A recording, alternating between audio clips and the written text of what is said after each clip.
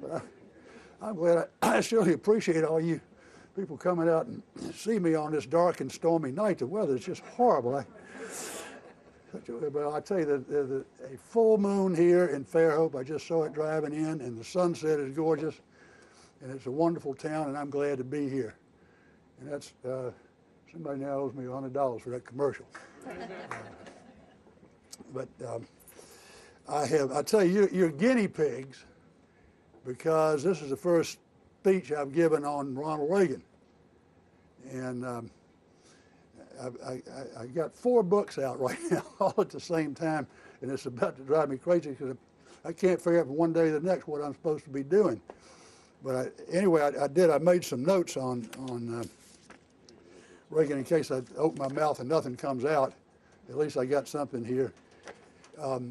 You know, the reason I wrote this book, I mean, I was approached to write it, but the reason I accepted the inquiry is because I realized about 2 or 3 years ago, my daughter, Carolina, she was 10 or 11 or something at the time, and they weren't teaching modern presidents, contemporary politics at all in any schools. And yet, I realized that politics is all around us. I mean, every day these kids are getting a big dose of politics, and they don't really have any tools to look up presidents. And nobody's ever written a young adult book about Ronald Reagan. I think maybe there are a few about some of the other presidents, but I thought, well, maybe I'll start a trend here. And I mean, I selected Reagan because I think he was the most interesting of those contemporary presidents, going back to John Kennedy, because of both his childhood and his life. Because he was a big movie star, for heaven's sake. I like to write about movie stars. But I have met every president since Kennedy, I think. I didn't meet Kennedy, but since then I was a reporter in Washington for 10 years, and I met Johnson, Nixon, and Ford, and so I knew Ford when he was in the House. And actually, I met Carter in an interesting way. I'd come into New York. I was living there at the time. I had a place out in the Hamptons, and I came in on Sunday night, which I usually did, and stopped off at Elaine's restaurant and had dinner. And I stopped off there, and they seated me at what they call the family table, which is for divorcees and bachelors and wayward husbands and so on. And Elaine came over herself, and she said, Gay Talese is in the back of the room, and he wants to talk to you. And I said, well, I'll get to him shortly. And she came back a few minutes. She said, no, he really wants you to come back there. So I went back there in the back of the room next to the table where Woody Allen sat, and a guy stood up, a Gay stood up, and the guy had on a Jimmy Carter mask. And I said, that's weird. And I looked closer, it was Jimmy Carter. And it turned out that Gay's wife, Nan, who was a big publisher at Doubleday, was doing his biography, one of his biographies. He seems to have done a number of these things. But anyway, perfectly nice people. That's how I met Carter. And I knew the first George Bush. I used to play tennis with him many years ago. And I knew young George because when he was working for Red Blunt here, back in the early 70s. When Red Blunt was running for Senate. But in any case, I thought, Reagan, you know, this guy came out of nowhere. I mean, he came from a little poor Midwestern town, and he was so poor he didn't even know he was poor until he got to college. But his father was a drunkard, and his mother took in laundry, and they got by. And the first instance of his determination that I detected in all of the things that I read about him was when he decided he was going to play high school football. He weighed 90 pounds, and he went out football, and he was crushed. And he continued it, and then he was eliminated from the scrub team. But the next year he went back at it again, and back at it again until finally he became the captain of the team. And that tells you something. I mean, it doesn't tell you that all football captains don't wind up being president, but it tells you something about the guy's personality and his drive. And he got to college in a little tiny college called Eureka in Illinois, playing football and waiting on tables in a sorority house and washing dishes. And he got through this school with pretty good grades. He majored in economics, and he spent the time that he wasn't playing football. He was again the captain of their football team, but in student politics, he was the chairman of the or whatever, the president of the Student Government Association, and in whatever spare time he had over, he acted in all the plays. He enjoyed acting, and he graduated in 1932, just in time for the worst part of the Great Depression.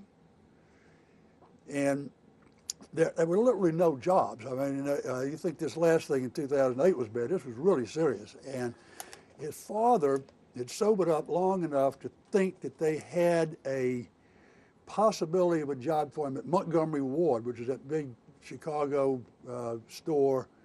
And he could have been a salesman, and it turned out that he didn't get the job, and he's been thanking his lucky stars ever since, because it would have taken him down a different kind of career path.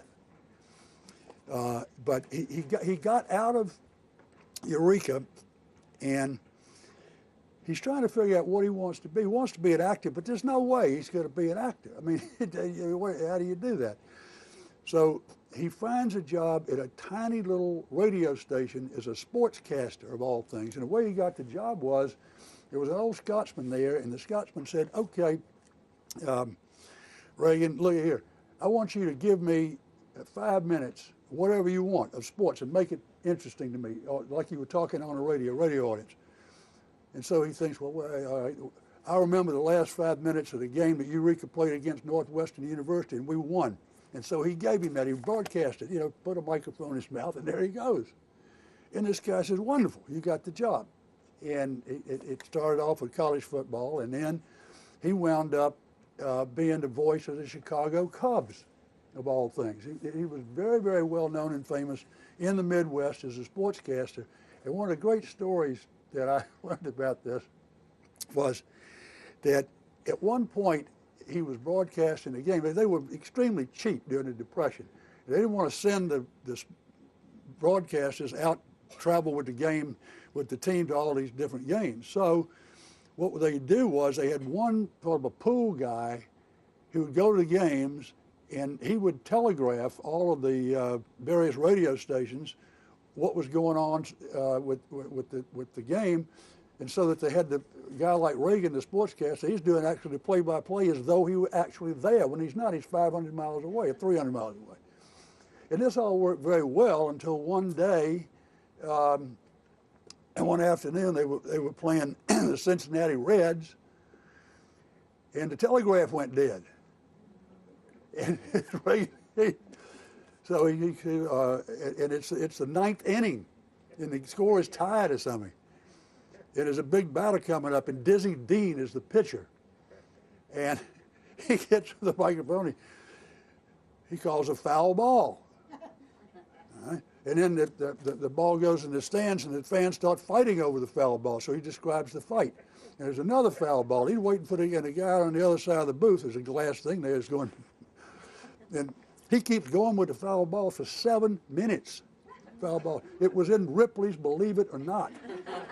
But he's been calling these fouls, and finally, the game comes, the telegraph comes through, and the guy popped up early, and so he got by. But that was the kind of wit that the man had, and he seemed blessed with some sort of star that shined bright upon him.